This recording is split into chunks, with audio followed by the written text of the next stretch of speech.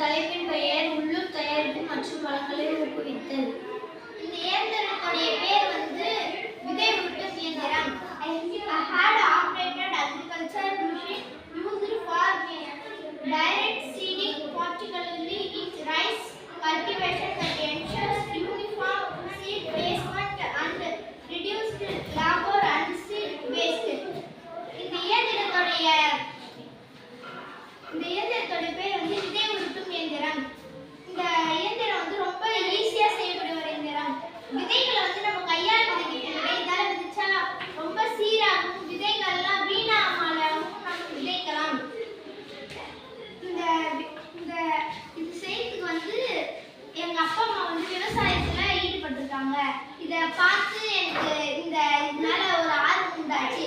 அதனால தான் நான் இந்த விதை உருட்டும் இயந்திரம் அப்படின்றது கண்டு